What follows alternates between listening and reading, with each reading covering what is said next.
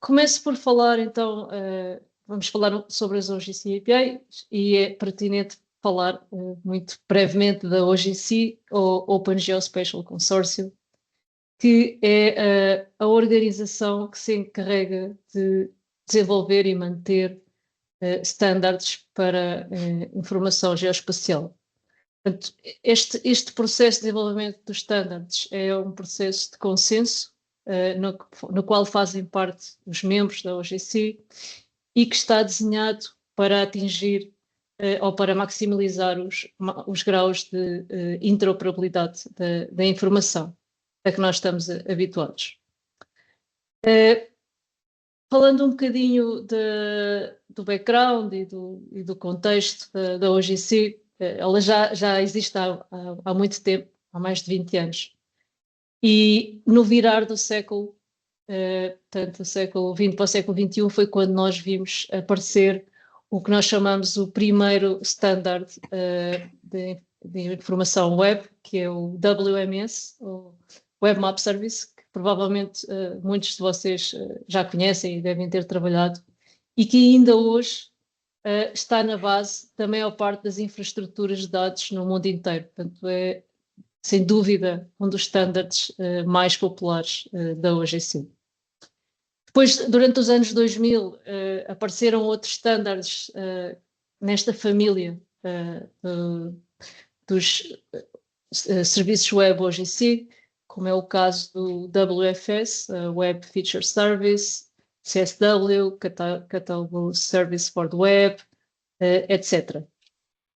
Mas também foi nessa altura que nós começámos as coisas a mudarem um bocado no panorama dos mapas, começámos a verem aparecer o que nós chamamos de Sleepy Maps, os mapas interativos na web, do qual é um bom exemplo o Google Maps. Portanto, começou a haver um movimento muito grande a nível de potenciar a exploração de informação na internet. E começou-se as pessoas começaram a dar-se conta de que haviam realmente algumas limitações na parte destes serviços de web de OGC, que nós chamamos de serviços de web de primeira geração ou serviços de legado. Um deles tem a ver com o encoding, o XML, provavelmente muitos de vocês já encontraram. É um encoding que é muito verboso, muito expressivo, portanto resulta em payloads muito grandes quando fazemos as transferências na internet, e também não é a coisa mais fácil do mundo para trabalhar, tanto a nível de programação como a nível humano, de olhar para aquele conjunto de informação e interpretar o que é que está lá dentro. Estes serviços também utilizavam algumas coisas custom especializadas, como a maneira de comunicar os erros e o estado dos serviços, portanto eram construídos em cima do layer standard de HTTP, portanto tinham um nível adicional de informação. E há uma diferença muito importante, é que eram serviços ou standards que eram desenvolvidos de uma forma monolítica, portanto um único documento muito grande, mas que continha 100% dos casos, portanto abordava 100% dos casos de uso para aquela situação. Muitas vezes há casos de uso que são nichos, que não são utilizados pela maior parte das pessoas, mas eles também estavam presentes no standard. Isso quer dizer que os standards eram muito longos, eram complexos e, portanto, havia um trabalho muito grande da parte tanto dos servidores como dos clientes para conseguirem implementar os standards. Era um bocado, podemos pensar nisto como um tudo ou nada. Ou não faziam nada, ou então se faziam, tinham de fazer realmente uma coisa que endereçava todos os casos de uso. E eu acho que a maior digamos assim, o maior desafio foi que realmente estes serviços não eram amigáveis para os desenvolvedores, para os programadores. Portanto, um programador de web, mainstream, tinha uma curva de aprendizagem muito longa até conseguir trabalhar com este serviço web, porque havia muitas coisas que eram especializadas, que não eram parte da web mainstream, mas que eram do vocabulário do mundo da OGC. Portanto, havia uma espécie de cisão entre o que era ou começou a haver uma espécie de cisão entre o que é o mundo da OGC e o mundo da web, que é um mundo onde se desenvolve muito rapidamente e há muitos serviços e há muita atividade e há muitas novidades. Em 2017, temos aqui uma milestone, que foi a altura em que o W3C, que é o Web Consortium, é a organização que se dedica a desenvolver os standards para a internet, publicou um documento que se chamava Special Data on the Web Best Practices, que no fundo eram recomendações sobre como utilizar os dados geoespaciais na internet, melhorando a sua descoberta e o seu acesso e a sua reutilização. E no fundo este documento foi resultante também de um outro documento criado também pelo W3C que se chamava só Data on the Web Best Practices. Portanto, derivou um bocado desse. E um bocado inspirado por este movimento, a OGC publicou logo em seguida um white paper que se chamou o OGC API White Paper, onde discutia quais eram os passos seguintes em termos de publicar APIs para a informação geoespacial.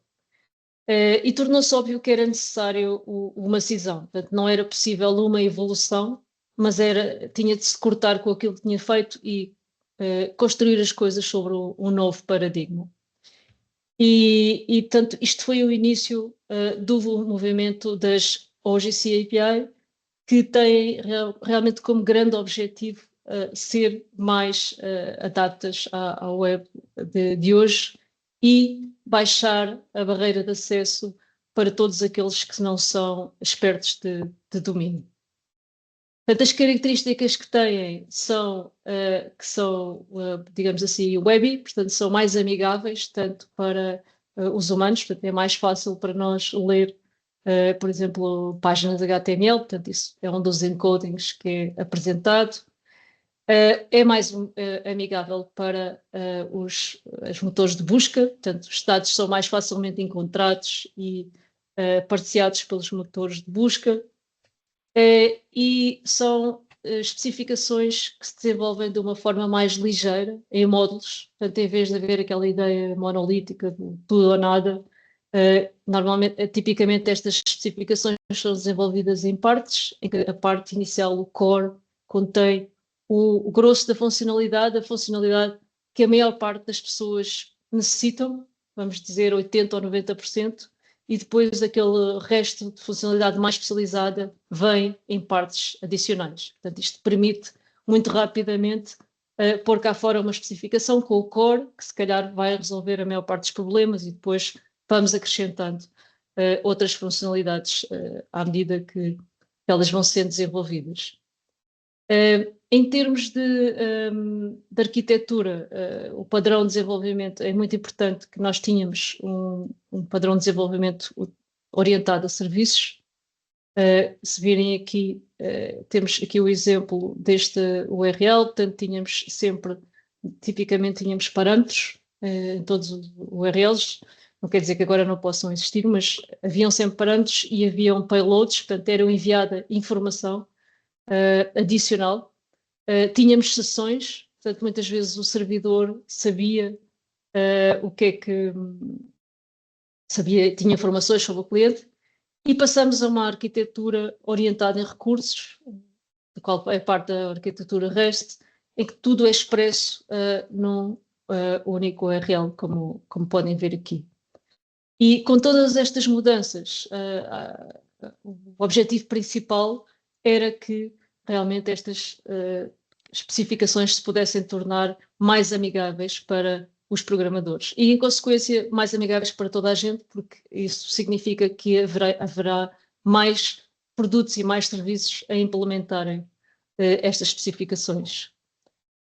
Em 2018, como parte deste esforço, a OGC começou a promover hackathons ou code sprints, em que se trabalham no desenvolvimento destes standards e temos lado a lado os programadores e as pessoas que desenvolvem os standards, os editores dos standards, o que é muito importante porque temos um momento em que há um feedback loop de uma parte à outra e podemos nos assegurar, por um lado, que os standards podem abordar essas questões que são trazidas da parte prática, da implementação, e por outro lado, podemos ter implementações que vão sendo atualizadas muito frequentemente. E o próprio processo do desenvolvimento de standards sofreu uma alteração, portanto, em vez de ser feito à porta fechada dentro dos grupos de desenvolvimento dos standards, apenas em vez de desenvolver só ali, passou-se a se desenvolver no GitHub como um projeto de software livre, que é público. Toda a gente pode ver em qualquer momento qual é que é o estado do standard, mesmo antes dele ser publicado, muito antes de ser publicado, e eventualmente as pessoas podem contribuir através dos mecanismos normais do GitHub, através de issues ou mesmo de pull requests, fazer contribuições. Passemos então agora à parte assim com os conceitos mais gerais que nos podem ajudar a entender a arquitetura destas APIs. Portanto, é importante frisar que toda a interação que existe, toda a dinâmica que existe a nível destas APIs se passa numa arquitetura de cliente-servidor. Portanto, só recordar como é que isso funciona, nós temos um cliente que pode ser um browser ou pode ser uma aplicação desktop, como o QGIS ou uma aplicação de Python, etc., que faz um pedido ao servidor, esse pedido é enviado através da internet, ele chega ao servidor, o servidor processa este pedido e depois devolve uma resposta através da internet que chega ao cliente. Portanto, nós constantemente o que temos é este diálogo entre o cliente e o servidor. E dentro das OGC APIs, para fazer este diálogo, temos duas coisas. Temos, por um lado, os interfaces, que é a maneira como estas conversas acontecem. Portanto, o que é que o cliente pede ao servidor e o que é que o servidor responde.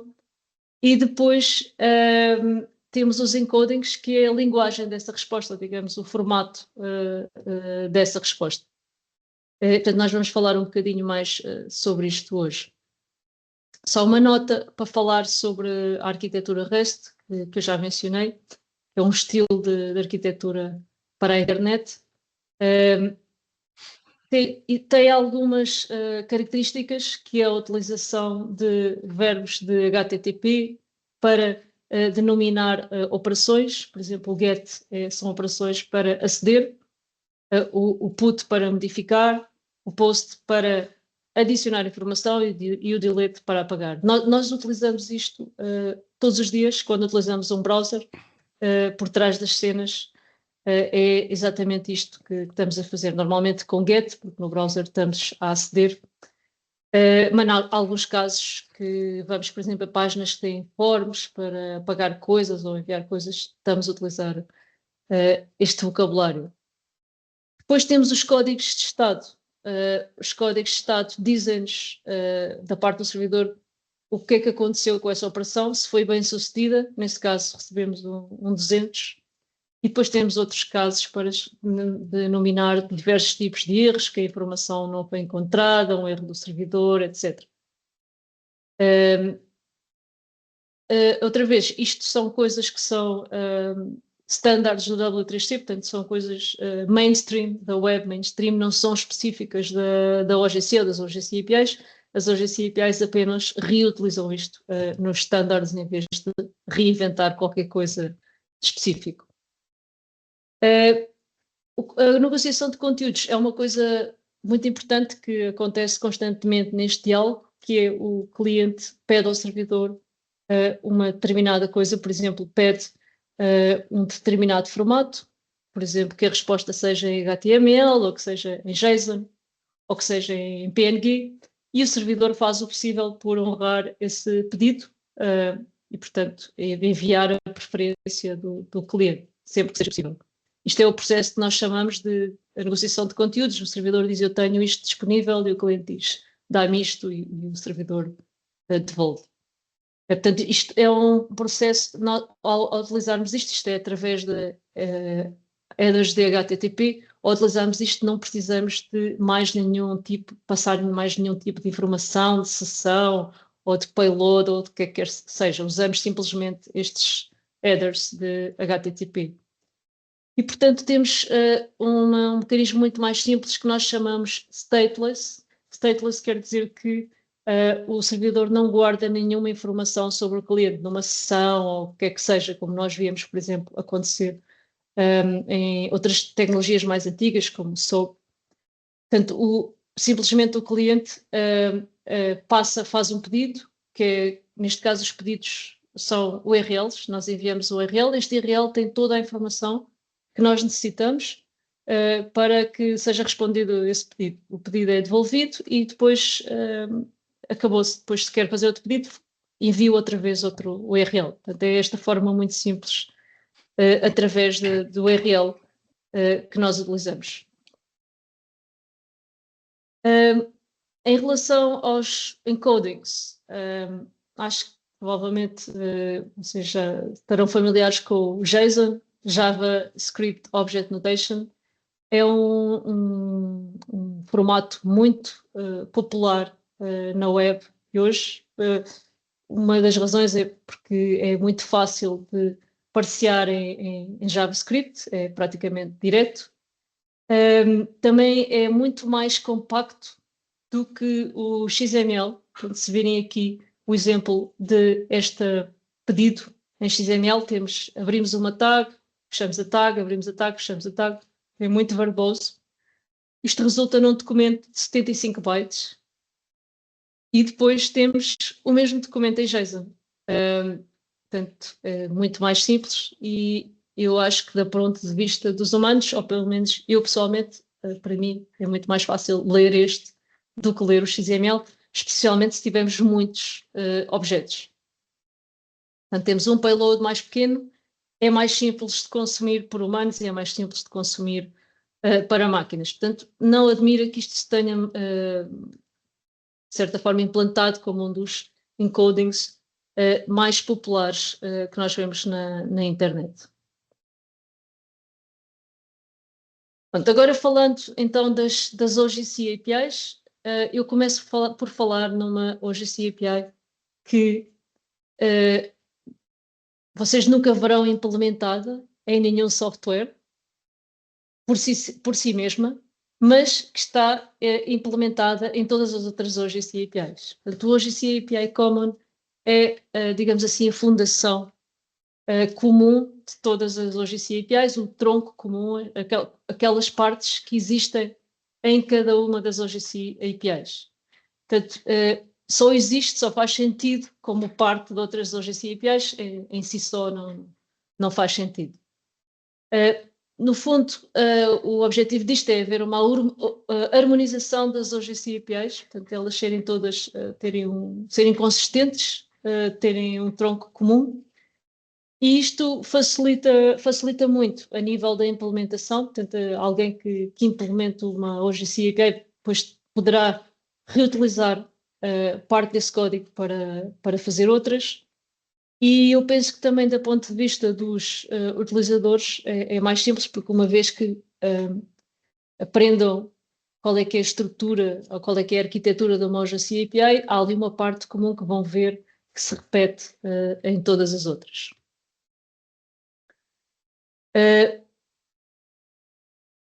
Eu vou falar agora brevemente de quais é que são esta parte comum, qual é que é este tronco, e para isso vamos olhar para a OGC API da DGT. Temos aqui o que nós chamamos a landing page, o root, o slash, e aqui que tudo começa. Isto é o ponto de entrada para a exploração da OGC API. Se pensarmos na primeira geração de serviços web, o ponto de entrada era o Get Capabilities, o documento de Get Capabilities. que era ligeiramente diferente disto, porque era um documento que nos mostrava as capacidades do servidor em relação a um determinado serviço, ou WFS ou WMS. Aqui o que nós temos é realmente uma espécie de índice inicial, onde a partir daqui podemos iniciar a nossa navegação ou exploração do servidor. Esta página, este endpoint, eu vou falar a partir de agora de endpoints, mas podem é sinónimo de URLs ou recursos em linguagem do web. Pronto. Vou tentar usar o URL. Este URL portanto, é realmente o início da exploração e eu agora estou a visualizá-lo como uma página web porque eu, quando enviei este pedido para o servidor, eu enviei uns headers, os tais accept headers, dizendo que queria receber isto em HTML. Eu não fiz isto explicitamente, quem fez isto foi o meu browser, em vez de mim. Portanto, eu, quando estou a usar o browser, ele está constantemente a enviar este pedido ao servidor, a dizer que quer as páginas em HTML. Em vez de estar só a dizer isto, eu vou-vos mostrar exatamente como é que isto funciona. Portanto, nós temos aqui, se abrirem as vossas tools de development do vosso browser, podem ver exatamente quais é que são os pedidos que estão a ser feitos ao servidor. E nós temos aqui o request URL e depois temos os headers da resposta, content type, que podem ver aqui, que é o texto HTML. Isto é uma resposta de um pedido em que eu dizia que queria receber accept text HTML. Portanto, este é o motivo pelo qual eu estou a receber HTML. Já agora temos aqui o status code 200 a dizer que o pedido foi bem sucedido. Portanto, temos aqui toda a informação sobre este diálogo entre o servidor e o cliente. Se eu fosse uma API ou se tivesse feito este pedido pedindo uma resposta em JSON, isto seria a resposta que eu iria obter. Portanto, é a visão daquela página que estava em HTML em JSON. O standard em si não regula o encoding de HTML. Porquê? Porque uma página HTML é uma coisa, digamos assim, é muito livre. Cada cliente pode interpretar, pode desenvolver uma página de uma forma diferente para mostrar a landing page. Portanto, a OGC não se encarrega de dizer exatamente como é que o encoding HTML da página do landing page deve ser, mas regula esta parte do JSON, portanto diz exatamente quais é que são os elementos que devem estar presentes aqui. Como exemplo, vamos ver outra página, outra landing page de outro servidor.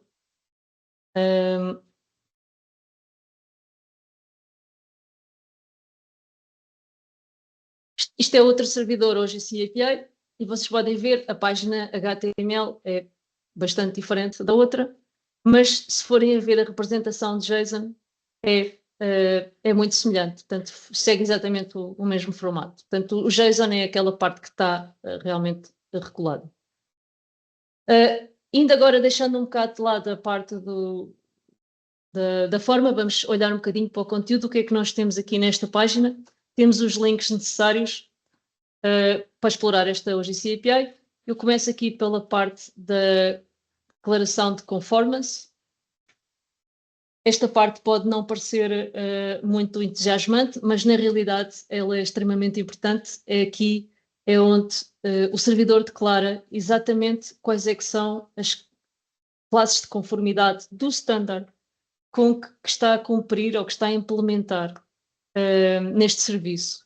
Portanto, nós basicamente olhando para aqui, conseguimos saber com um nível bastante grande de detalhe qual é que é a funcionalidade oferecida por este servidor.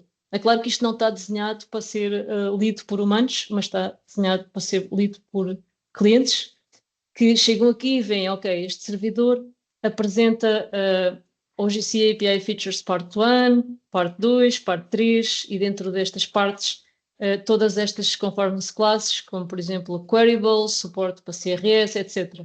Tem uma declaração muito rica em relação às capacidades do servidor. E isto o que é que permite? Permite que o cliente, só fazendo o parsing deste documento, consiga automaticamente saber o que é que pode pedir e o que é que não pode pedir ao servidor.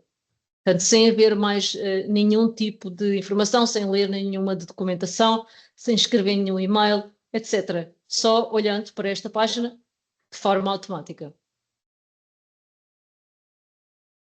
Depois temos aqui outra link que é muito importante, que é a definição da API. E temos o documento da OpenAPI.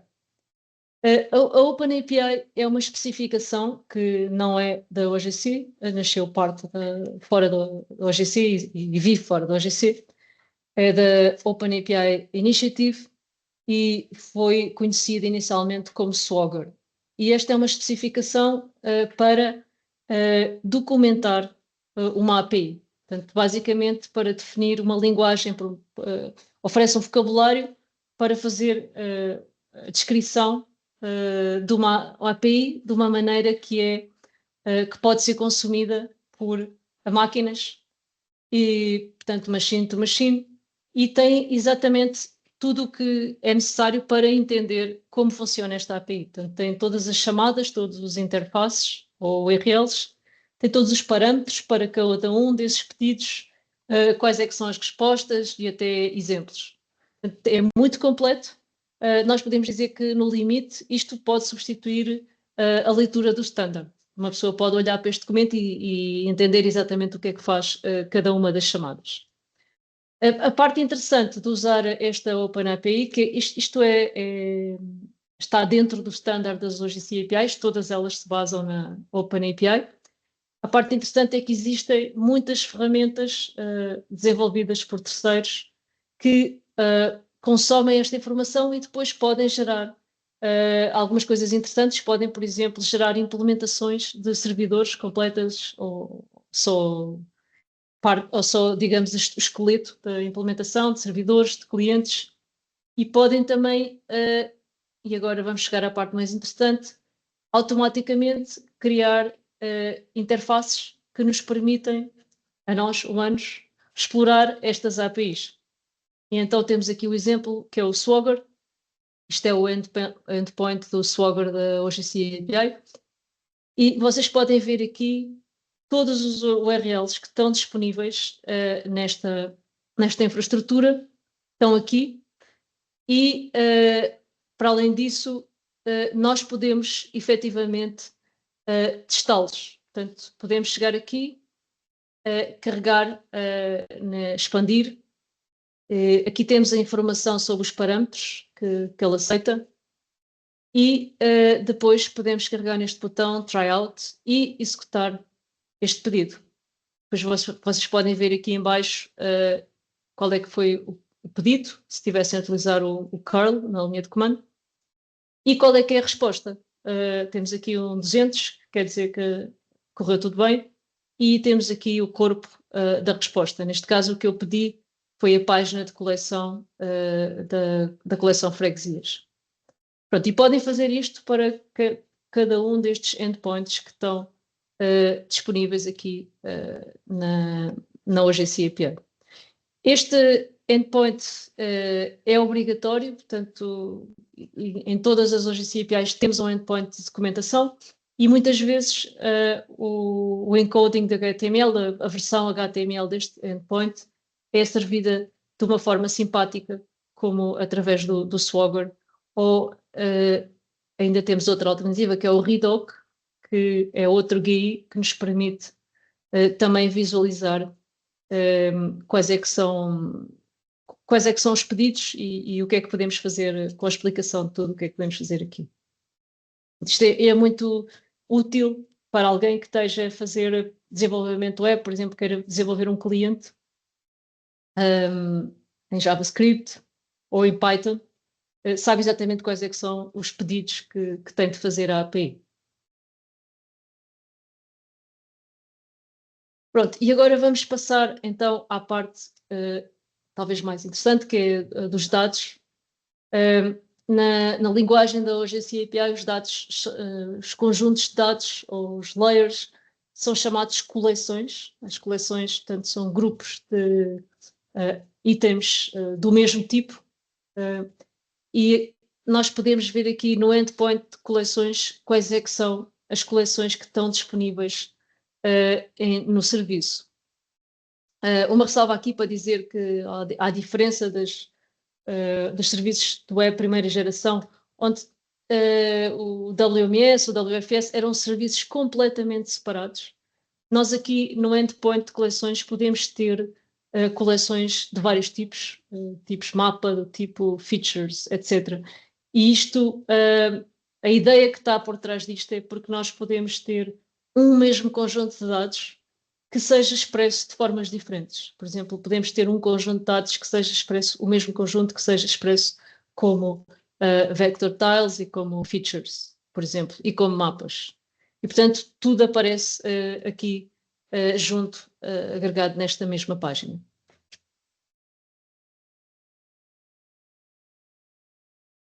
Pronto, eu não queria começar a falar ainda dos tipos de coleções, sem dar-vos primeiro este overview dos tipos de OGC APIs que existem, que podem ver aqui neste diagrama. Portanto, muitas destas OGC APIs podem ser mapeadas com serviços da web primeira geração. Por exemplo, OGC API Features corresponde ao WFS, OGC API Maps corresponde ao WMS, mas temos aqui algumas que não existiam, que não têm uma correspondência direta. Por exemplo, temos OGC API Moving Features, que é para features que se movem. Podemos, por exemplo, pensar em barcos, ou aviões, ou em pessoas. Temos OGC API Routes para rotas entre diferentes pontos. Temos OGC API Environmental Data Retrieval, que é para dados ambientais que sejam contínuos no tempo e no espaço. E temos OGC API Discrete Global Grid Systems para sistemas de grelhas. Estas OGC APIs, no fundo, são representações de dados geoespaciais. Portanto, os dados são dados do tipo Moving Features, usamos uma OGC API Moving Features.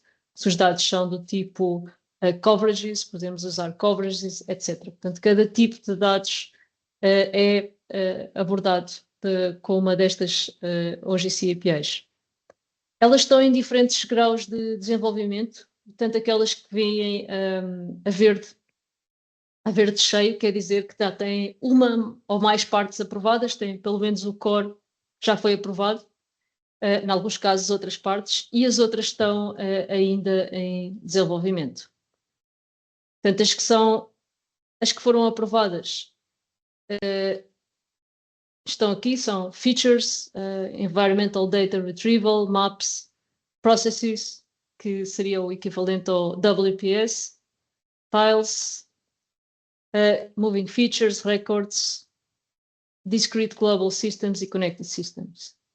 E depois temos todas aquelas que estão ainda em desenvolvimento. Uma coisa interessante destas OGC APIs, no facto de serem tão modulares, é que nos permite fazer uma implementação de uma nova API que combine diferentes partes de diferentes OGC APIs. Portanto, eu posso ter um caso de uso em que preciso da parte core de features e depois preciso da parte core de tiles e depois preciso da parte 1 e 2 de records, etc. Portanto, é uma espécie de combinação, são como pequenas peças de Lego e nós podemos pensar em implementações que combinam todas estas peças.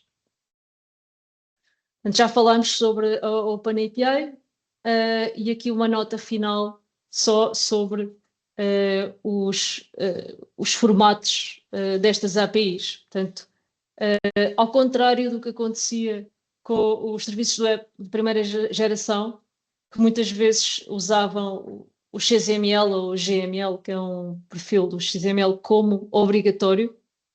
Estas OGC APIs não são prescritivas, são mais relaxadas. Portanto, nós podemos, na realidade, usar o encoding que quisermos, embora haja encodings que são recomendados pelo facto de serem mais populares e obviamente, o JSON e o HTML são dois destes encodings. Portanto, o HTML, no caso de estarmos a servir os dados para humanos, e o JSON, no caso de estarmos a servir os dados para máquinas. No caso específico da informação geoespacial, então utiliza-se muitas vezes o GeoJSON, que é o formato JSON para dados geoespaciais, que tem algumas limitações, mas é também um formato muito popular. Contudo, como eu já tinha dito, é possível utilizar outros encodings, é possível utilizar YAML e é possível, até se as pessoas quiserem, utilizarem XML.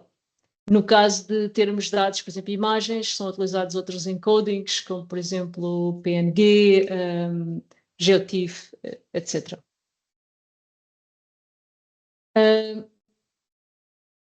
Agora, antes de passar então à parte mais da OGC API da DGT, eu fazia aqui uma pausa para perguntar, ver se há alguma pergunta, alguma questão sobre o que nós falámos até agora. E aproveito para ver um bocadinho então.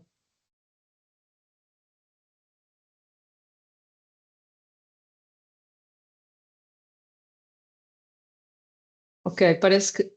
Ah, sim, força.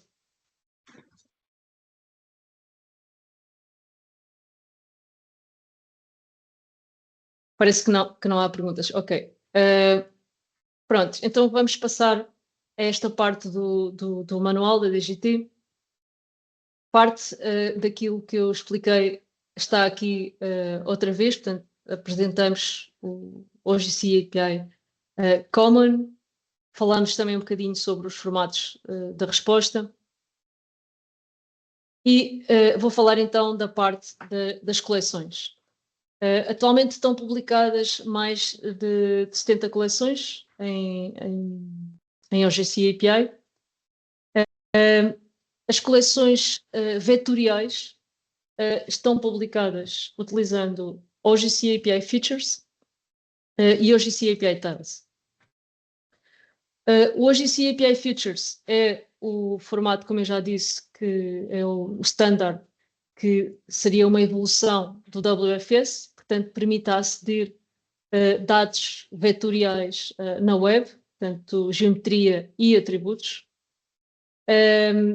E o OGC API Tiles pode ser considerado um upgrade ao WMTS.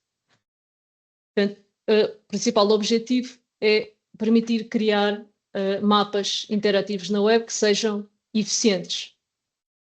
O OGC API Tiles é agnóstico em relação ao tipo de tiles, quer dizer que nós podemos ter tiles vetoriais, podemos ter tiles rasters, tiles de mapas, etc. Portanto, o standard é sempre o mesmo, depois o que muda é o formato das tiles. Portanto, como eu estava a dizer, os dados que são vetoriais vão encontrar sempre em OGC API Features e OGC API Tiles, Vector Tiles. Portanto, vocês podemos ver aqui um exemplo. Pronto, eu agora o que fiz foi navegar desde o endpoint da coleção, das coleções, ao endpoint de uma coleção específica, árvores de interesse público, e aqui tenho a página de coleção sobre a página de metadados sobre esta coleção. Portanto, diz-me praticamente quais é que são os formatos, os standards no qual esta informação está publicada, e eu tenho aqui um link para aceder à informação em formato features, e depois tenho outro link para aceder à informação em formato tiles. Aqui posso consultar quais é que são os queryables, portanto, quais é que são, no caso das features, quais é que são os atributos que eu posso utilizar para fazer queries a este servidor. Portanto, posso fazer queries usando todos estes campos que estão aqui. Tenho o schema, desta coleção e tenho aqui alguns links importantes. Tenho o link para os metadados desta coleção, no caso de existirem. Quais é que são os sistemas de coordenadas que são em que esta coleção está publicada, que são os que vêm aqui. Portanto, tipicamente o GeoJSON publica os dados utilizando WGS 84, mas nós temos aqui também uma extensão do GeoJSON para publicá-lo como com outros sistemas de coordenadas, e aqui podem ter a informação sobre o sistema de coordenadas em que realmente estes dados estão guardados originalmente. Depois, a partir daqui, eu poderia aceder aos dados em si, e aqui neste caso, se olharem para o URL, temos collections, o nome da coleção, e depois temos /items. E aqui nos items é onde realmente nós temos já os dados. Se eu agora estou a ver uma versão HTML desta página, mas se eu olhar para o GeoJSON, isto realmente são os dados. Isto é um GeoJSON que eu poderia fazer download e visualizar no Leaflet ou no QGIS ou outra aplicação. Portanto, isto são mesmo os dados em si. Outra coisa que eu posso fazer com esta API é aceder a um item através do item ID. Portanto, se nós olharmos para aqui, temos cada item tem um item ID, e a partir deste item ID, se eu acrescentar este item ID no fim do URL, eu posso aceder àquela feature em particular. Portanto, no caso de ser em JSON, seria assim. Portanto, no fundo, isto é a forma como nós podemos navegar desde as coleções até uma coleção específica, procurar informação sobre essa coleção, ver em que sistemas coordenadas é que está publicada, quais é que são os metadados, pedir os dados e depois pedir um dado específico. Joana, deixa-me só reforçar aqui este ponto importante. Isto muda um bocado a forma tradicional como nós usamos os dados geográficos, porque utilizando as APIs, ou as agências APIs, passamos a ter cada objeto passa a ter um identificador único. E isso é muito interessante para quem está a desenvolver programação para a web, em que só quer, por exemplo, integrar numa Wikidata ou um outro programa, quem quer definir aquele objeto pode ir buscar este endpoint, não é? E inserir no seu programa. Portanto, isto muda completamente o paradigma em relação às agências de primeira geração. Sim, obrigada, Danilo. Isso é uma das questões mais importantes que eu não falei, que é ter um URI, ter um identificador único para cada informação e que, no fundo, nos permite reutilizá-lo e referenciá-lo realmente de outros sítios. Portanto, passa a ser facilmente reutilizado. Pronto, voltando aqui então à página das coleções, nós podemos também visualizar esta coleção como tiles vetoriais. Neste caso podem ver aqui, esta é a página de preview. As tiles vetoriais são muito interessantes do ponto de vista do utilizador, porque nos permitem aceder a fazer mapas interativos que são muito, muito eficientes. Ao contrário das features, nós já vamos ver isso com mais detalhe quando chegamos ao QGIS. Portanto, as features, quando nós fazemos um pedido do endpoint de items, como vocês viram anteriormente, o que eu faço é fazer um pedido ao servidor de todos os dados. Portanto, se eu tiver 1 milhão de features, no limite, eu pediria todas aquelas features, portanto, elas são transmitidas através da internet, portanto, é uma carga bastante grande, e depois são guardadas em memória, e eu trabalho com elas já na minha aplicação, em local, com todas as features. Portanto, existe uma espécie de uma penalização muito grande no início, quando nós estamos a aceder ao layer, porque estamos a carregar todas as features e depois, depois já as temos, em princípio, conseguimos trabalhar com elas, mas é uma quantidade muito grande de informação.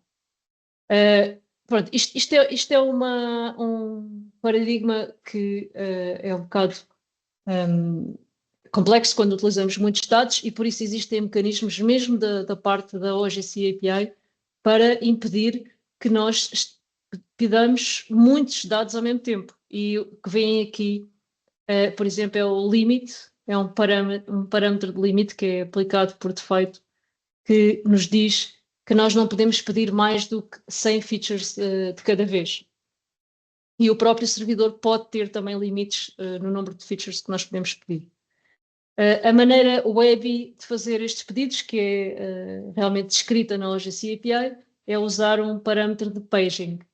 E, portanto, eu, nesse caso, pedia um limite e ia fazendo, podia ter um page, por exemplo, de 25 items, e então eu ia fazendo 4 pedidos de 25 até chegar ao limite que eu tinha pedido. Portanto, em vez de pedir os dados todos de uma vez, ia fazendo vários pedidos. É claro que no caso de 100 items isto pode não ser muito relevante, mas se tivermos, por exemplo, 1 milhão, pode ser. No caso das vector tiles é completamente diferente, porque nós, neste caso, estamos a pedir só aquela informação que precisamos naquele momento. E por isso é que eu acho que é um standard muito, muito interessante. Portanto, vocês podem ver aqui do lado direito, quando eu carrego este mapa, eu não estou a pedir uma tile, mas estou a pedir várias tiles. E depois, cada vez que faço zoom, estou a fazer ainda mais pedidos. Quando faço PAM, portanto, quando vou navegando no mapa, ele vai pedindo, mas ele só vai pedindo aquelas que eu preciso naquele momento. Portanto, se eu for fazendo zoom in ou zoom out, à medida que o utilizador vai navegando através do mapa, vão sendo pedidas as tiles relevantes. E, portanto, nós vemos as coisas sempre no nível de resolução que nos interessa, mas não precisamos de estar a subcarregar o servidor com a informação que não estamos a usar naquele momento. E por isso é que eu digo que é muito mais eficiente em termos de exploração dos dados. Eu agora queria frisar o caso das vector tiles, porque elas retêm muitas daquelas coisas que nós gostamos na informação vetorial ou nas features, que é o acesso aos atributos. Nós continuamos a poder aceder aos atributos, portanto eles estão guardados dentro das tiles, e isso permite-nos fazer coisas como, por exemplo, queries do lado do cliente, ou fazer um styling que seja fazendo um rendering dos atributos. Tudo isso é possível com as vector tiles, e que são coisas que não são possíveis com as raster tiles. Por isso é que eu costumo dizer que as vector tiles combinam o melhor dos dois mundos.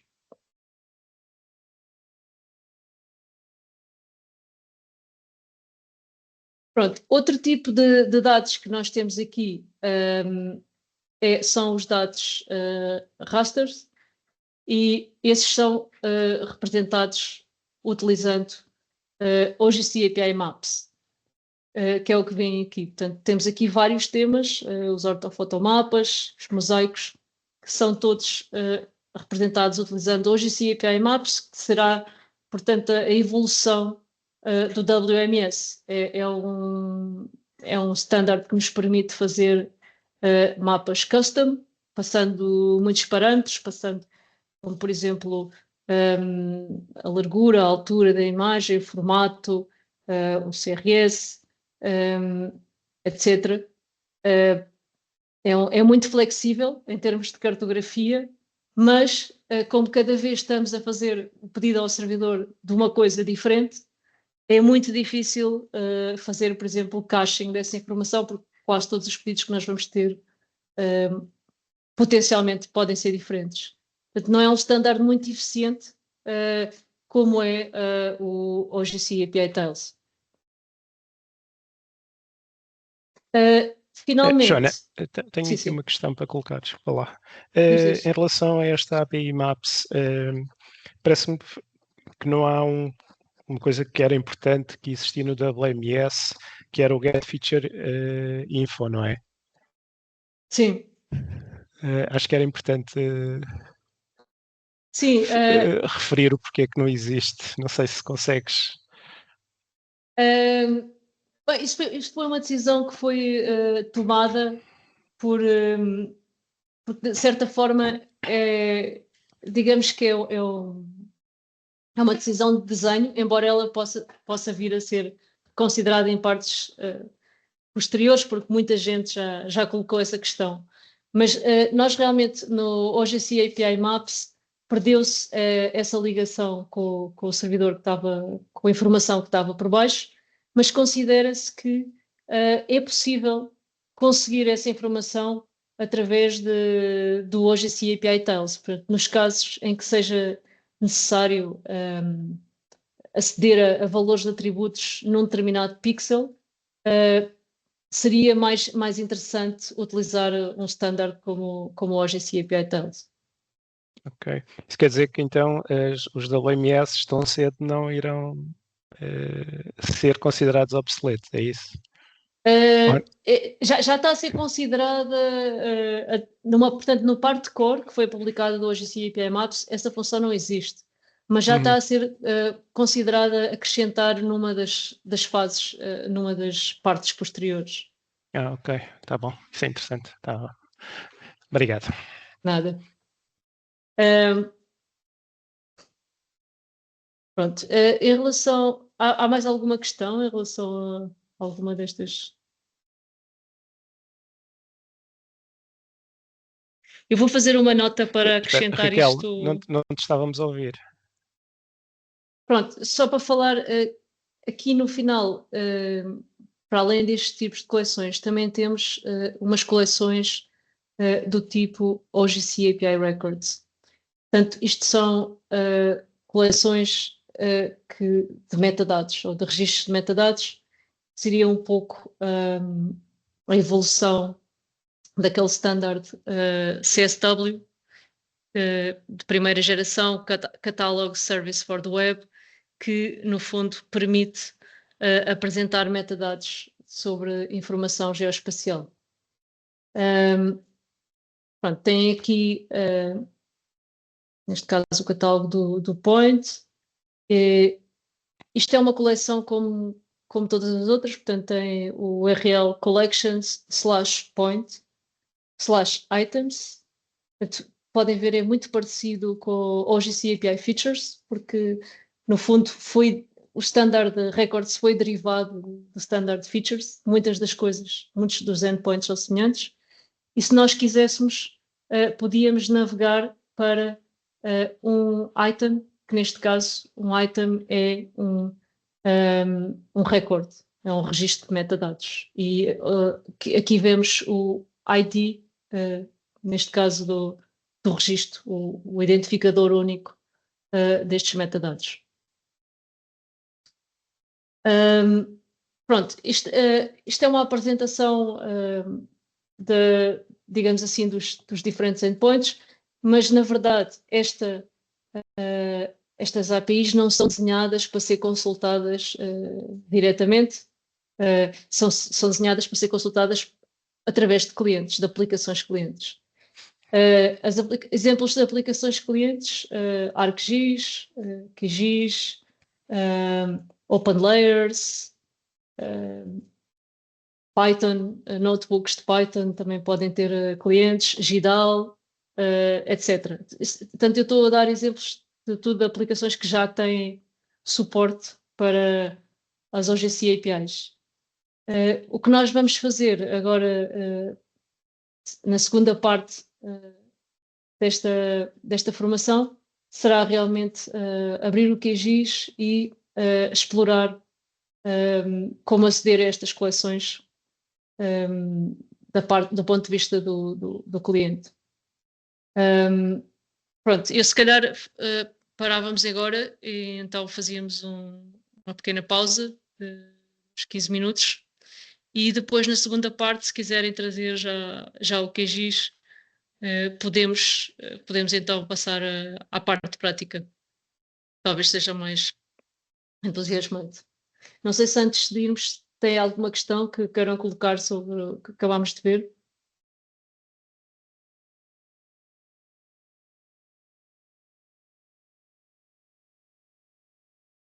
Ok, então se não há... Isto agora é digerir isto, não é? Ler, experimentar. Sim. É muita informação assim ao mesmo tempo, mas acho que se percebe. Ótimo. Obrigada pelo feedback. Ok. Nós agora vamos nos concentrar nesta segunda parte do manual, acesso desde o QGIS. Portanto, se quiserem seguir ou mesmo reproduzir estes exercícios, depois podem voltar aqui. Ainda, entretanto, pus no chat o link para o PDF, para a versão PDF deste manual para quem estiver interessado. Eu vou então começar por abrir o QGIS e vou dizer que eu não sou especialista em QGIS, portanto, se houver aqui especialistas que acho que deve haver e quiserem acrescentar alguma coisa àquilo que eu estou a fazer, sintam-se à vontade. Eu estou a utilizar a Long Term Release, portanto a 3.44.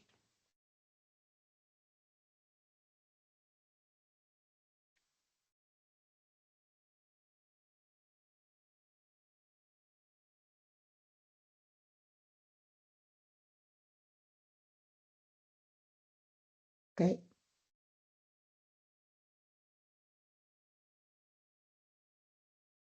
Começar aqui por pôr aqui um mapa de fundo.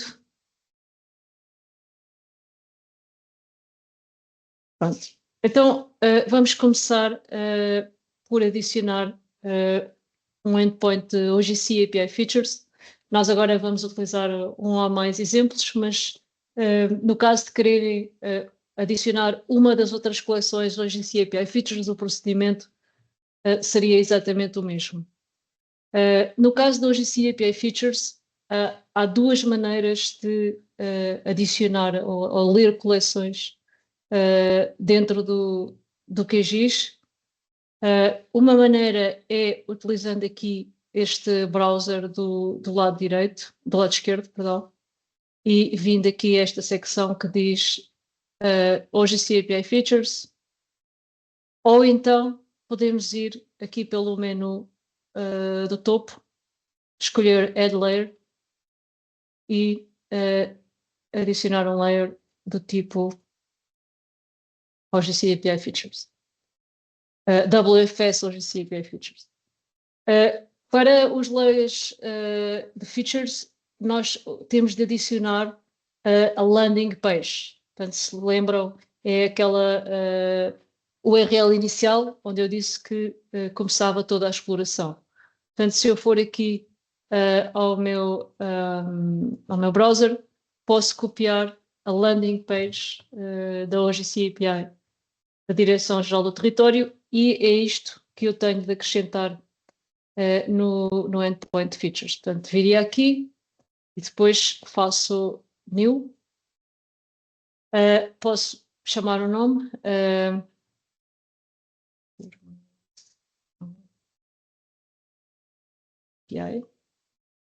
E aqui tenho o URL.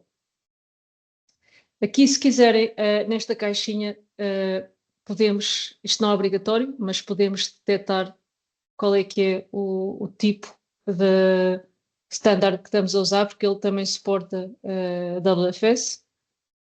Neste parâmetro não é preciso mexer. Esta parte do número de features e features de paging relaciona-se com aquilo que eu tinha explicado há bocado. Portanto, de ser moderados na forma como fazemos pedidos ao servidor. Tanto pela parte do servidor, de não subcarregar o servidor, como da parte do nosso cliente, também de não subcarregar o nosso cliente. Portanto, para evitar bottlenecks dos dois lados. Portanto, eu neste caso vou pôr aqui um número máximo de features, por exemplo, 500 é bastante alto. E vou pôr um feature paging de 25. Quer dizer que ele vai puxar, vai fazer pedidos de 25 features de cada vez, até chegar aos 500. Isso quer dizer que pode demorar um bocadinho, mas pelo menos não corre o risco de estar a sobrecarregar a conexão e eventualmente quebrá-la. Ok, estamos a ser um bocadinho conservadores aqui, mas não faz mal. Portanto, depois a seguir posso fazer OK, e quando eu carregar em Connect, ele contacta aquele endpoint e podemos visualizar todas as coleções que são disponíveis naquele servidor. Joana, sim. Tenho só uma dúvida. Essas opções que tu tiveste a colocar agora na caixa não são obrigatórias, certo? Não, Do não são máximo, obrigatórias. Pronto. Ok, Não. pronto. É só, sim, é uma boa pergunta. É só umas opções recomendadas no sentido de poupar um bocadinho o servidor e o nosso cliente, mas nós podemos passar por cima disto e pedir. Neste caso, ele utilizaria os valores de defeito. Sim, por default, ok. Uma das questões que muitas vezes se coloca é quando nós temos muitas coleções, no caso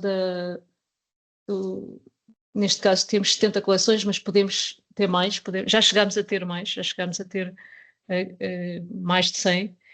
Como é que nós podemos procurar uma coleção aqui? E não é a coisa mais simpática de o fazer aqui nesta página web. Eu posso usar o Ctrl+F, como tenho estado a fazer, mas não é realmente... E a resposta a esta pergunta é não utilizar esta página para procurar coleções, usar um cliente. E, portanto, nós aqui no caso do QGIS, temos realmente um cliente que nos permite procurar coleções. Se eu quiser procurar aquela coleção que há bocado tinha utilizado das árvores, basta começar a escrever e aparece aqui, por acaso agora não está a aparecer, porque não está escrito assim.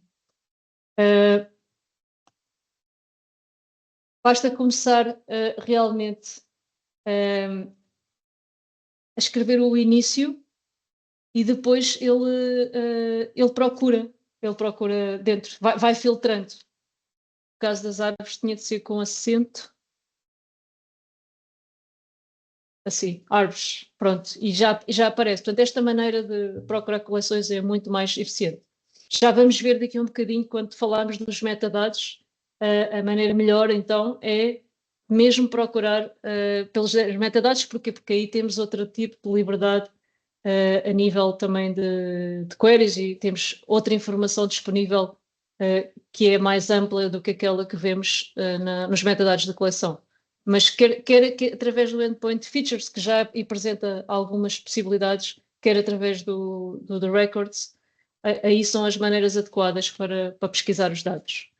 Pronto, eu neste caso vou adicionar este layer, árvores de interesse público, pontos, e posso fazê-lo sem acrescentar mais nada, portanto carregar só aqui no botão Add e o layer será adicionado diretamente aqui no QGIS como um layer vetorial e eu posso trabalhar com ele. Como eu tinha dito, o layer foi todo carregado, as features estão aqui, estão disponíveis e eu posso aceder à tabela de atributos, deste e aceder a toda a informação. A grande vantagem do standard OGC API Features em relação a todos os outros. Na vossa opinião, qual é que seria? Qual é que seria, digamos assim, o selling point, a grande razão para as pessoas usarem features e não usarem outro standard? Talvez a rapidez de carregamento foi rápido. Neste caso foi rápido, é verdade. Mas nós As temos. pesquisas. Exatamente, é isso mesmo. As pesquisas. Portanto, nós aqui temos acesso aos atributos e podemos fazer pesquisas do lado do servidor, que é uma coisa muito importante. Portanto, podemos pedir ao servidor diretamente para fazer queries, de forma, algumas até complexas, usando o SQL. Portanto, podemos fazer por atributos, por palavras-chave, mas podemos fazer também expressões mais completas. Portanto, eu diria que essa seria a grande motivação para usar features. Em termos de carregamento, neste caso foi rápido. Nós temos aqui, vamos ver aqui quantas features são, mas são 500 e 51, mas se tivéssemos mais, poderia eventualmente tardar bastante mais. Porque elas, como eu disse, elas são todas carregadas em memória. O que é que acontece quando nós temos um layer que tem muitas features? Bom, a minha primeira recomendação é pensar bem se queremos utilizá-lo através de OGC API Features, porque, como eu disse, no caso da OGC API da DGT, todos estes layers vetoriais também estão disponibilizados com vector tails, por isso considerem seriamente essa opção. No caso de nós queremos usá-lo como features, existem maneiras de o tornar mais eficiente. Uma delas ou a principal, é realmente fazer pesquisas. Portanto, não pedir a informação toda, mas pedir aquela informação que nós temos interessados. Quer seja um filtro, por exemplo, por determinado atributo, quer seja, se calhar, box. Por exemplo, se eu tiver aqui na região de Lisboa e quiser consultar a carta da RAN aqui nesta região. A carta da Reserva Agrícola Nacional é um layer extremamente pesado. Portanto, nós vamos fazer um pedido de OGC API Features, mas vamos fazer uma pesquisa espacial.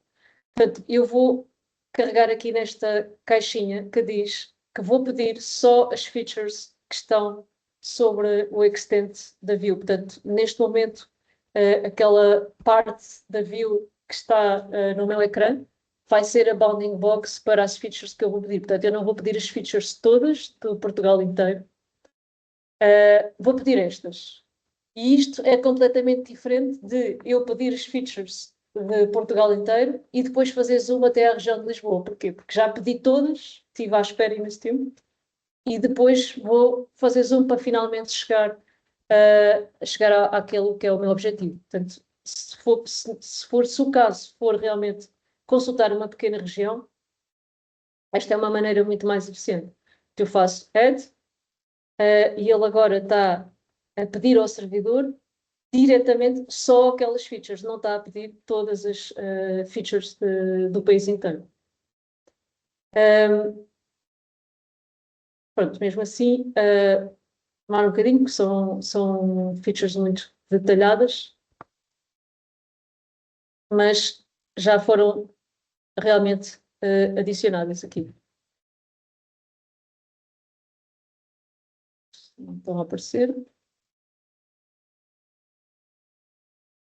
Então, deixa eu ver. A mim já me apareceu. Pronto, estamos todos a pedir ao mesmo tempo, por isso. É, Sim, a mim também. Também já tenho. Eu se calhar fui para o fim da fila.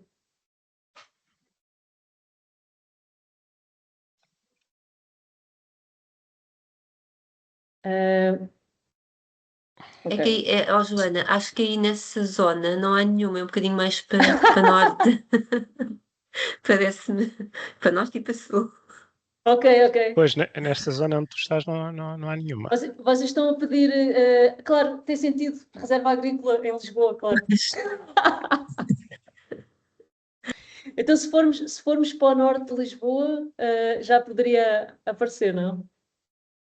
Não, basta um bocadinho mais para cima, apanhar Para norte, sim. Para para norte, norte, não é? assim um Para norte ou bocadinho para sul? sair. Para norte é melhor. Pronto, aí, Podes ir, aí já podes ir para apanha, aí já norte. apanha. Aí já Pode ser para apanha. norte. Aqui já apanha. Vamos fazer aqui. Ok.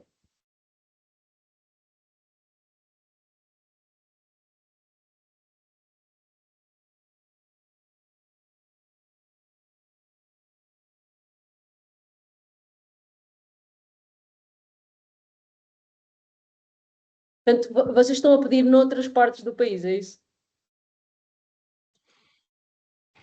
Têm estado a pedir noutras partes do país?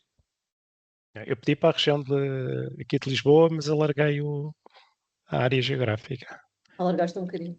Ok. Pois eu também Apanha alarguei um a bocadinho. reserva do estuário do Tejo. Pois, eu também mais ou menos, é isso. Lá ver se eu agora já tive mais. Ainda estou à espera. Já estou a ver ali os features a carregarem. Ok. A mim ainda não carregou, deve ser porque eu tô a ver a nível de um conselho.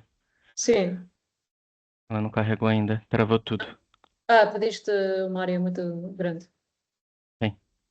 Ok. Eu estou a ver aqui, sim, aqui ao lado os requests que nós estamos a pedir.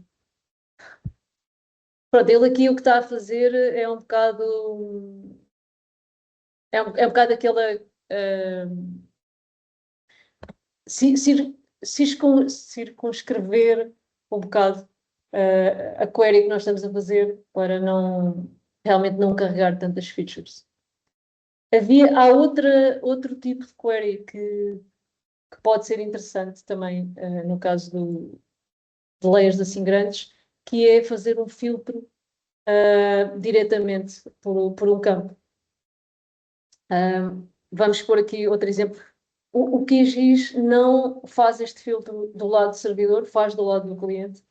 E do lado do cliente não é interessante para nós, porque isso quer dizer que puxamos as features todas e depois fazemos depois das já ter carregadas, fazemos o filtro, mas nessa altura já estão carregadas.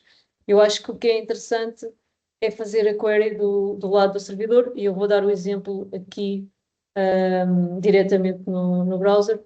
Portanto, neste caso, vamos fazer aqui na REN. Não, ok.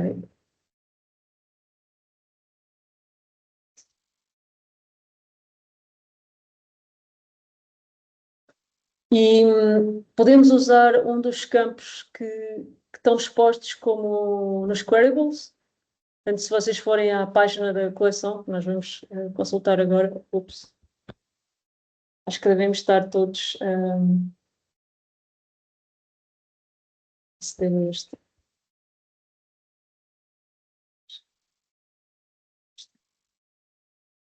Pronto, esta é a página da coleção.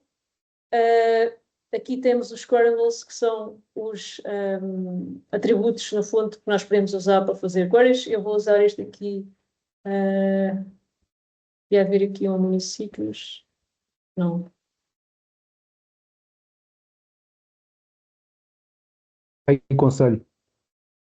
Eu tinha ideia que havia município. Não há município. Conselho. Aconselho. Conselho. Ok. Ok, vamos fazer pelo conselho. Area. Pronto, e vou fazer /items. Estranho. Eu tinha aqui municípios.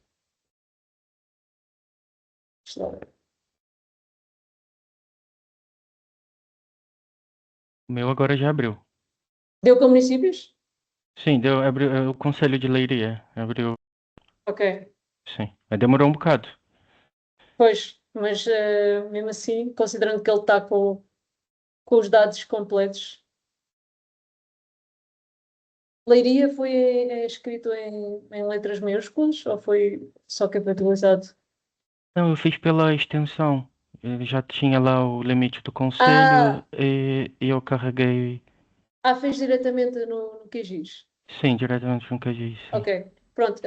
A questão de fazer no QGIS é que ele está a fazer, portanto, do lado do cliente, não está a fazer no servidor como eu estou a fazer aqui diretamente. Ah, ok. Ok, percebi. Sim. Pronto, este aqui é uma query que ele está diretamente a pedir ao servidor para me dar só esta parte dos dados, em vez de dar tudo.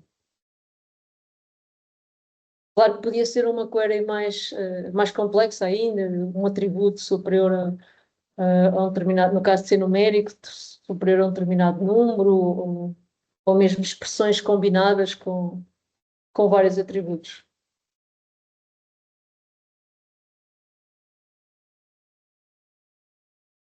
Também existe a possibilidade de fazer isto em Python dentro do próprio QGIS. Aí somos capazes de conseguir fazer um pedido diretamente ao servidor, sem carregar as features localmente. Pronto, neste caso, estaríamos então a receber. Oi, Joana, deixa eu só te fazer uma pergunta, se faz favor. Sim, Por exemplo, força. nesse link do browser que você colocou municípios igual Aveiro, Sim. se eu coloco esse link lá no QGIS para adicionar a WFS com esse link igual Aveiro, por exemplo, ele vai me carregar só o Aveiro? Ou isso é só no browser? Colocar aonde exatamente em que. Quando você foi, por exemplo, adicionar camada WFS e colocou esse link inicial aí que está Não, hoje, eu não capi.dgt consigo, território. eu não consigo fazer isso porque no link inicial eu adiciono a landing page. Portanto, é a página de raiz, digamos Ah, assim. ok. Então, não consigo fazer isso. Eu poderia fazer isso naquela opção que existe aqui de adicionar um layer da web. Onde é que é? Vector. Isto. Eventualmente poderia, só que por algum motivo não funciona. Só ver aqui alguém que me consiga explicar porquê. Ou seja, eu através deste link, eu deveria poder adicionar um layer de GeoJSON diretamente assim da web. No entanto, não funciona. Mas como eu Ok. nunca usei esta funcionalidade antes, não sei qual é que é o problema exatamente. Ok, a minha pergunta era só porque, por exemplo, dos WMS que existem da RenRun, nos PDMs, Sim, eles no final eles têm o número do conselho, não é? E a minha dúvida era justamente essa. Dessa forma é um bocado diferente o WFS, é. porque o link não funciona dessa forma. Os WMS eles têm vários links diferentes. Um começa com HTTP ou HTTPS, uns terminam com Get Capabilities, outros não. E não sei se é por isso que eles demoram a carregar. Mas a minha dúvida era justamente essa, se nessa da OGC API a gente conseguia filtrar pelo conselho da mesma forma que eram os WMS. É assim, em teoria, existe aqui esta build query que nos permite fazer uma query neste layer, não é? Portanto, antes de eu carregar o layer, isto podia ser muito interessante porque era uma funcionalidade que me permitia construir uma query antes de chamar o layer. Uhum. No entanto, ele está, como eu estava a dizer, ele está a executar isto do lado do cliente. E isso não é. Ao contrário daquela que eu vos mostrei anteriormente, que é da Bounding Box, que essa era pedir ao Sim, servidor sim, só. sim. Este aqui não, este ele Esse aqui. pede os dados e depois faz o filtro. Ok, obrigado. Isso não é muito Uhum. interessante. Ok, obrigado. Ok, vamos passar então aqui ao passo seguinte, que é realmente mostrar como é que isto funciona em Vector Tiles. E acho que a diferença é bastante notória em termos de performance, sobretudo se quisermos explorar os dados visualizar os dados. Ok. Ele agora ficou pendurado naquela coisa da query. Fazer um quit.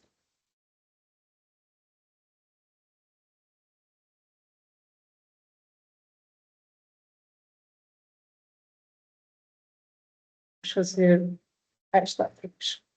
Pronto, no caso das vector tiles, estas considerações que eu tinha dito não são necessárias, não precisamos estar a preocupar-nos se o layer tem muitas features ou poucas features, ou se estamos a subcarregar o servidor. Em princípio, isso não deveria ser um problema. Vamos começar aqui por escolher um layer que nós queremos carregar. Como eu tinha dito, todos os layers vetoriais estão disponibilizados como vector tiles. Eu posso, por exemplo, este freguesias, que até é um layer bastante pesadinho, médio. E se eu carregar aqui, tenho acesso à página das vector tiles. Esta é a página dos metadados, digamos assim, das vector tiles, que nos dá a informação sobre este tema. O que eu tenho de fazer para carregar no QGIS é ir a este link que diz metadata. Portanto, se vocês virem aqui nos URLs, temos o URL principal, collections, o nome da coleção, tiles. Isto é o nome do tileset, tile matrix set. Portanto, o caso das vector tiles, elas são disponibilizadas, são renderizadas, são oferecidas pelo servidor em uns determinados CRS pré-determinados. Não é qualquer, ou não é tão flexível como o OGC API Maps. Neste caso, elas são oferecidas como Web Mercator, e portanto nós pomos aqui o nome do Tile Matrix Set e depois / metadata. Neste endpoint, vocês podem ver este URL, chamamos URL template, que é aquilo que nós necessitamos se nós quisermos carregar este tema de um cliente. Pode ser o QGIS, ou pode ser, por exemplo, se usarem isto no Leaflet ou no OpenLayers, também seria este URL a parte que nos interessava. Se olharem para a estrutura do URL, portanto, isto é o URL que nos permite pedir ao servidor uma tile. Tem esta parte que eu já expliquei, o nome do servidor, collections, o nome do tema, freguesias, tiles, o tile matrix set. Depois temos aqui uma coisa que se chama tile matrix. Alguém tem ideia do que é que isto poderá ser, esta tile matrix? O que é que isto representa? Parece um nome um bocado esquisito, mas... E a tile row ou tile call? Vocês conseguem imaginar o que é que isso poderá ser? Se calhar é um ID da tile, um identificador da quadrícula ou algo assim. Exatamente, de facto. Porque estas tiles são estruturadas, eu ia dizer pré-renderizadas, mas não são necessariamente pré-renderizadas. Às vezes as vector tiles ou as tiles, são geradas on the fly, no momento. Mas pronto, imaginemos que elas são pré-renderizadas. Elas são guardadas numa estrutura piramidal. E nesta estrutura, nós para irmos buscar as tiles daquela estrutura, nós precisamos de 3 coisas. Uma é o nível de zoom, depois precisamos da linha e da coluna. Portanto, nós quando navegamos no mapa, nós mudamos para uma determinada localização e temos um determinado zoom, não é? Portanto, as coordenadas, o que é enviado para o servidor para pedir a tile são o X e o Y naquela pirâmide. Portanto, as coordenadas geográficas são convertidas num X e Y naquela pirâmide, naquele CRS e naquele nível de zoom. Pronto, isto tudo para dizer que o Tile Matrix é uma designação que a OGC arranjou para Zoom Level, mas pensem nisto como Zoom Level. O Tile Matrix pode ser um bocado confuso, mas se vocês pensarem que quando nós renderizamos umas tiles para um determinado CRS, vamos pensar para o Web Mercator, nós o que temos é um conjunto de informação que está renderizado para o Web Mercator, para cada zoom level do Web Mercator, e depois dentro de cada zoom level nós temos as linhas e as colunas. E isto é que nos permite, portanto, imaginem isto como cada tile matrix é uma matriz que tem x e y, e cada matriz é um zoom level, e o tile matrix set é a coleção de zoom levels para aquele CRS. Pronto, isto tudo para dizer que este tile matrix é o Z, portanto é o zoom level. O tile row é o Y, não é o X, é o Y, row. E depois o tile call é o X. Isto é importante porque nós depois, quando pusemos esta template num cliente, como é o caso do QGIS, temos de traduzir esta linguagem OGC na linguagem dos clientes, que é DZXY. Portanto, eu aqui no caso dos Vector Tiles, vou usar um cliente que existe, uma ligação que existe, que é Vector Tiles, que é genérica, não é específica para OGC API Tiles, mas é para XYZ Tiles, qualquer servidor de tiles XYZ pode usar esta ligação, mas ao mesmo tempo eu queria frisar que qualquer servidor XYZ de tiles é compatível com o GC API Tiles, porque na realidade a primeira classe de conformance, ou a classe principal de OGC API Tiles, é que o servidor deve disponibilizar as tiles no formato XYZ, ou ZXY, ou uma combinação destes. Pronto, então eu vou chamar a isto informação. Este seria um URL de estilo, neste caso eu não tenho, e aqui faço copy-paste daquele URL que eu vos tinha mostrado anteriormente. E agora o que eu tenho de fazer aqui é substituir esta tile matrix por Z, tile row por Y e a tile call por X. E depois disso é fazer OK, e o layer já aparece aqui e eu posso adicioná-lo ao projeto. Pronto, e apenas eu faço isto, começo a ver aqui uma série de pedidos, que são os pedidos das tiles que estão a ser feitos ao servidor. Pronto, vocês podem ver como é que as tiles estão a ser carregadas. Cada vez que eu faço um zoom, são mais tiles que são carregadas, mas mesmo assim isto é infinitamente mais rápido do que carregar features. Portanto, tem muitas vantagens. Posso fazer pan no mapa e ele vai carregando. Continuo a ter acesso aos atributos, conforme eu vos tinha prometido, sim. Portanto, se eu fizer aqui, carregar aqui nesta funcionalidade da informação do Identify Features, vocês podem carregar aqui e veem que têm aqui acesso realmente aos atributos todos desta feature. Portanto, designação, distrito, etc. Tal como teríamos no caso se fossem features. Podemos fazer uma série de coisas com esta informação. Eu vou carregar aqui outro exemplo que eu acho muito interessante.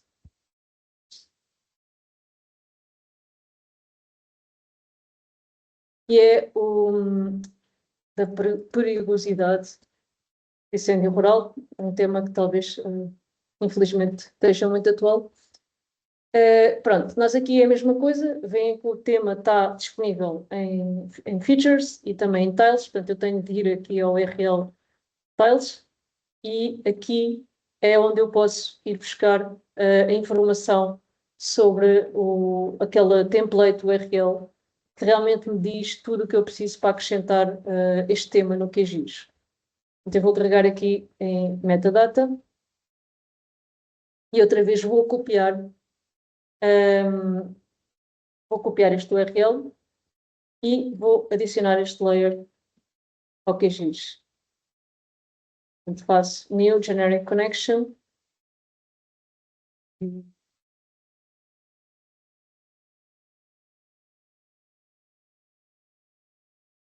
E depois vou substituir aqui outra vez Z, Y, X. Mantenham atenção, no caso de usarem outros servidores que não seja da DGT, esta ordem pode ficar trocada, pode ser XY. No caso, pensar sempre que as linhas seriam o Y e as colunas seriam o X. Pronto, agora posso adicionar e já apareceu aqui. Na realidade, eu já tinha aqui uma conexão, portanto ficou duplicada. E, como podem ver, esta layer é um layer muito pesado. Se carregarem isto em termos de features, tem umas geometrias muito, muito detalhadas. E nós podemos ver aqui como é que está a ser carregado a nível de tiles. Portanto, está a ser carregado pouco a pouco. Acho que uma coisa que seria interessante de explorar é a questão da simbologia. Como é que nós podemos fazer para ter um styling, uma simbologia que realmente leia os atributos ou que tire partido dos atributos para nos mostrar uma representação rica desta informação. Isso é possível fazer em Vector Tiles? Alguém queira responder a esta pergunta?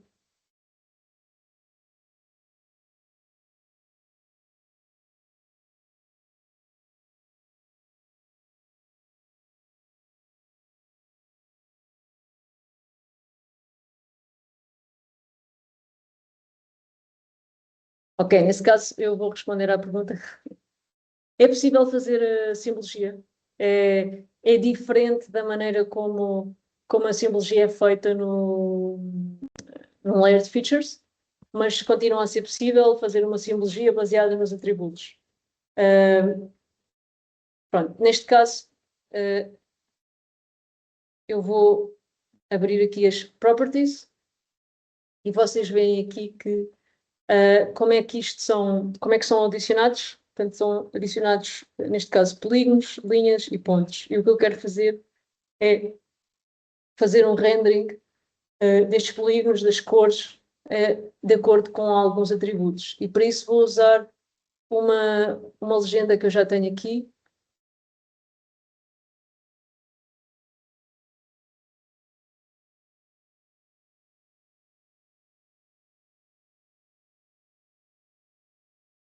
Então, um QML. E vocês podem ver aqui, não podem ver, mas eu vou expandir, que isto no fundo, são regras.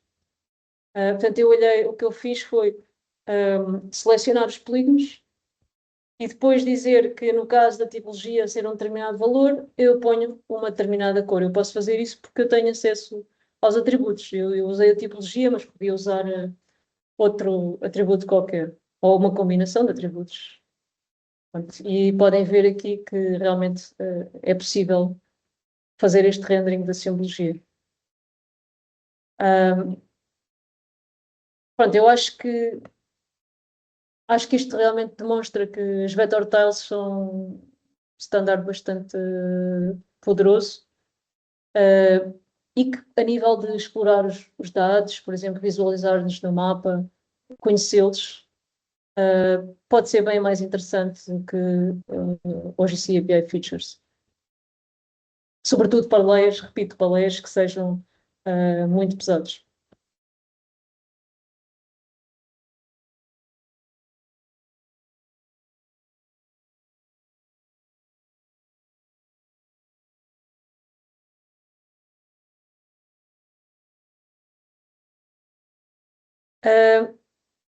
Pronto, agora o que eu vos queria mostrar a seguir é o layer do tipo OGC API Maps.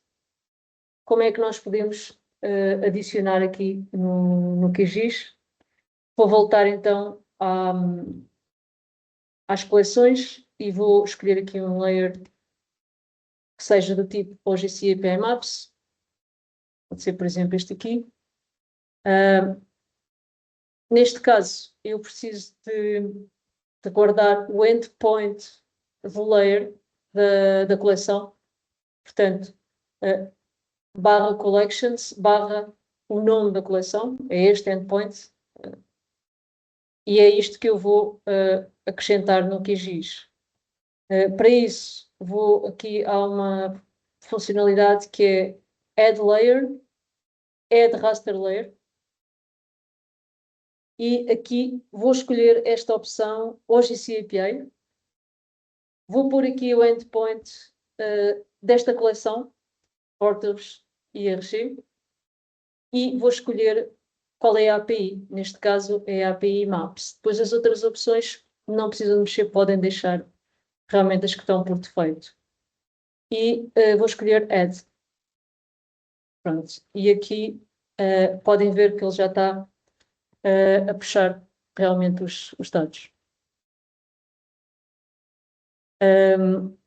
Pronto, este layer, depois podem fazer todas as operações realmente normais com esta informação.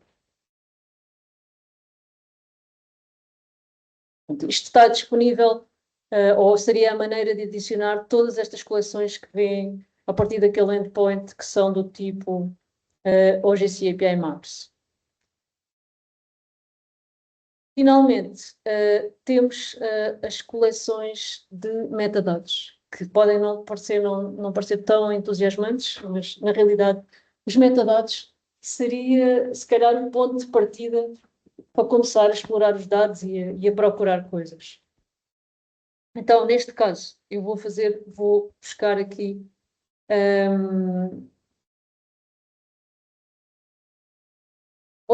as coleções de metadados que nós temos. Então, elas estão, no caso da página API, são apresentadas aqui no final da página. Portanto, temos aqui esta coleção, SNP, e vou adicionar esta coleção no QGIS, no plugin MetaSearch. O MetaSearch é um plugin que vem instalado por defeito no QGIS. No entanto, portanto, é um core plugin, no entanto, pode não estar habilitado. No caso dele não estar habilitado, vocês têm de vir aqui e selecionar MetaSearch Catalog Client. Este é um plugin que nos permite interagir com serviços de metadados, tanto os serviços de primeira geração, o CSW, como OGC API Records. Eu venho aqui ao web, escolho MetaSearch e agora vou adicionar aqui um serviço novo. Vou-lhe chamar... depois ponho o URL e depois o tipo de catálogo. Neste caso é o OGC API Records. Se este serviço estivesse protegido por trás de um username e de uma password, também podia, portanto, utilizando Basic Authentication, podia também introduzir aqui os valores. Ele foi adicionado e agora eu posso pedir informação sobre este serviço.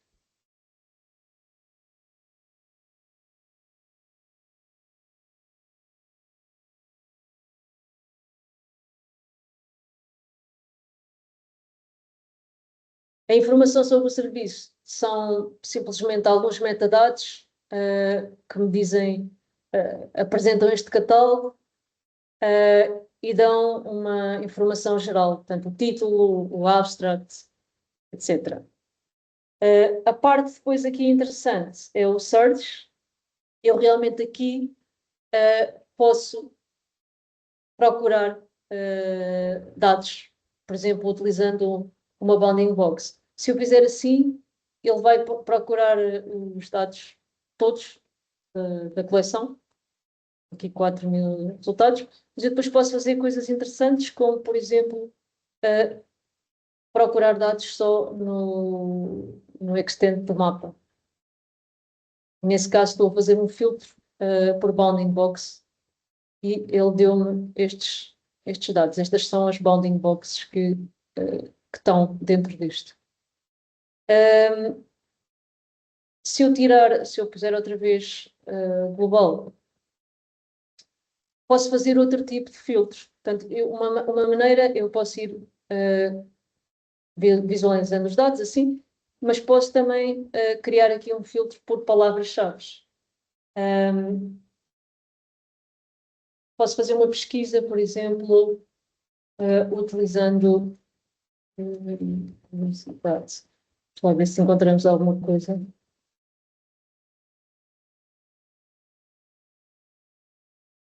E temos aqui realmente vários registros que foram encontrados. Não sei se conseguem ver as bounding boxes, no caso de existirem, estarem configuradas, vão sendo iluminadas aqui à medida que eu vou carregando nos registros. E se eu quisesse, podia carregar, fazer o duplo clique e visualizar este registro de metadados. Portanto, diz-me uma série de informação, qual é que é o tipo, qual é que é o título, a descrição, palavra-chave, etc. E depois tenho aqui o link justamente para aceder diretamente a esse registro no catálogo, justamente através do URI, do identificador único dos metadados. Eu acho que esta é uma maneira boa, ou seria a maneira ótima de explorar os dados, explorar o catálogo, ver o que é que está disponível e depois, a partir daí, aceder à informação.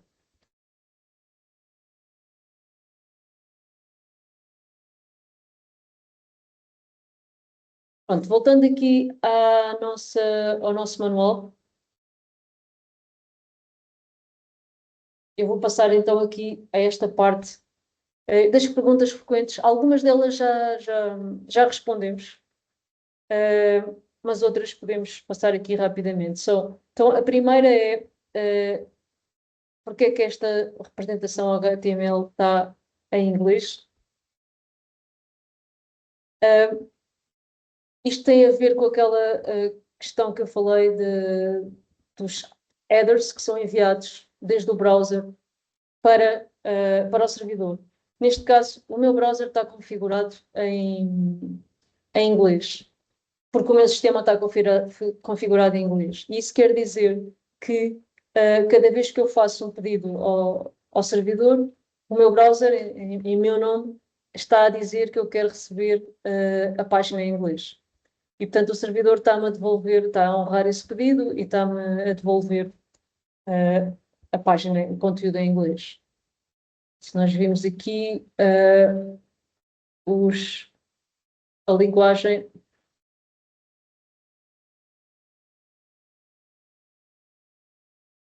Content Language, inglês. Existe alguma maneira, portanto, se vocês tiverem o vosso browser configurado em português, é possível que estejam, ou deveriam estar a receber a página em português, ou no caso de existir. Neste caso existe, se calhar se pedirem a página em chinês, o servidor não vai poder honrar o pedido, mas no caso de pedirem em português isso acontece. Há uma maneira de nós fazermos o override deste pedido, que é usar, isto não é parte do standard, mas é parte da PyGeo API, que é usar um parâmetro lang, e nesse caso ele força que o pedido seja em português, embora os accept headers continuem a ser em inglês. Portanto, é uma maneira de eu ultrapassar este pedido ou esta intenção do browser de receber as páginas em inglês. Portanto, como viram, isto está disponível nas duas linguagens, é uma questão de enviar os accept headers ou, então, alternativamente, enviar este parâmetro no URL.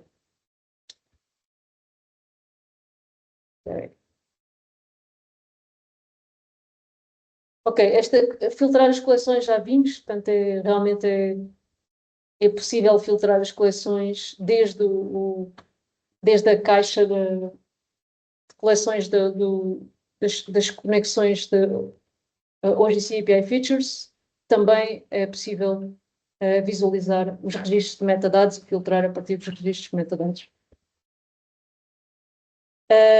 Também já vimos a questão da paginação, portanto, podem enviar estes parâmetros limit, no caso de estarem a usar o URL, ou no caso de usarmos o QGIS, essa configuração faz-se no momento em que eu adiciono um endpoint do tipo OGC API Features. Portanto, aqui temos o page size, neste caso é 25. Em relação à velocidade de acesso, acho que isto prende-se com aquela questão dos dados vetoriais. Eu tenho aqui um diagrama interessante para nos interrogarmos quando vamos consultar uma coleção vetorial. A primeira pergunta é: precisamos do dataset inteiro, do conjunto de dados inteiro?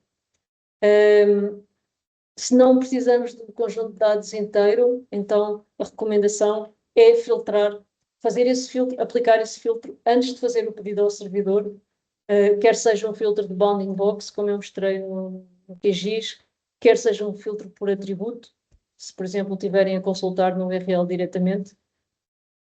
Portanto, no caso de precisarem dos dados filtrados, de um subset dos dados, a recomendação é usar os OGC API Features, mas com um filtro do lado do servidor. Se não precisamos dos dados completos, perdão, podemos utilizar sempre o OGC API Tiles, Vector Tiles. No caso de precisarmos de aceder aos atributos, continua a funcionar. Como viram, podemos usar o Identify para ver quais é que são os atributos em cada localização, e continuamos a poder fazer um styling da simbologia de acordo com os atributos.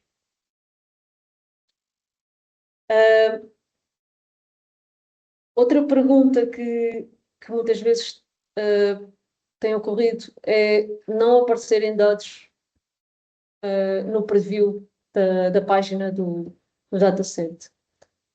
Isto pode acontecer, por exemplo, no caso dos ortofotos, que têm um pixel muito detalhado. E nesse caso, o que está a acontecer, provavelmente está a acontecer, é que não há dados naquele nível de zoom. Portanto, nós neste caso, se consultarmos os dados aqui, neste nível de zoom, não temos dados.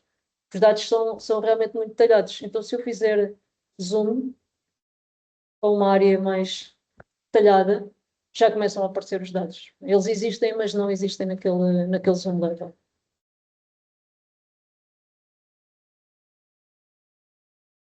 Okay. Isto foi uma opção mesmo de propósito para podermos ter um bocado de eficiência nos dados. Se tivéssemos o Zoom para Portugal, a demora na resposta seria muito, muito pesada, muito demorada. Sim, e tem todo o sentido que ver uma informação com um pixel de 25 centímetros é porque nós queremos ver uma área realmente restrita, não queremos ver 25 centímetros do país inteiro. Exato.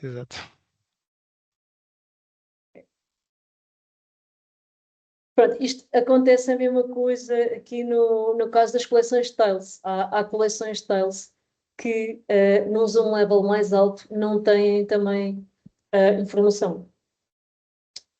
Acho que é o caso aqui dos marcos geodésicos.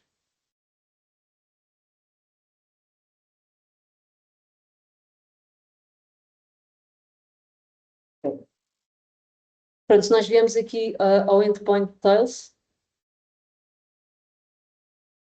não vemos nada. E basta começarmos a fazer zoom, já começam a aparecer realmente os dados. Pronto.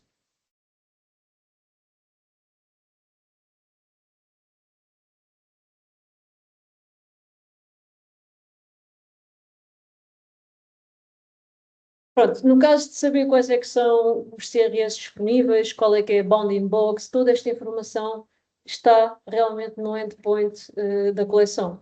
Portanto, se forem navegarem ao endpoint da coleção, que é então, que é o Collections, depois o ID da coleção, pode ser uma coleção qualquer.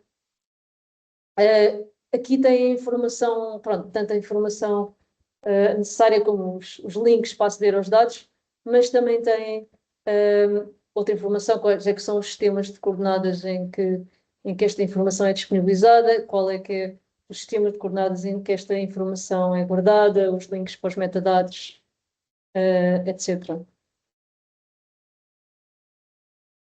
Ok. Não sei se têm mais alguma pergunta. Eu estou a procurar compilar estas perguntas mais frequentes aqui. Vou adicionar esta pergunta do Danilo sobre o Get Feature Info, que é uma pergunta também recorrente e que infelizmente eu não tenho uma resposta neste momento para dar, porque ainda não foi publicado nenhuma extensão.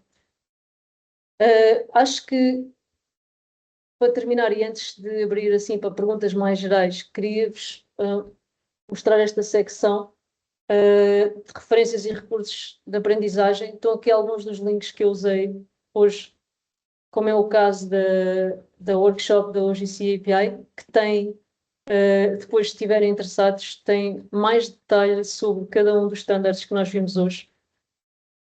Estas deep dives têm, por exemplo, em OGC API Features, explica com grande detalhe como é que o standard funciona, quais é que são as partes do standard, que funcionalidades existem em cada parte, etc. Portanto, se quiserem mergulhar um bocado de forma mais profunda, tem isso. Temos aqui os links, obviamente, para os standards, para o repositório de GitHub dos standards,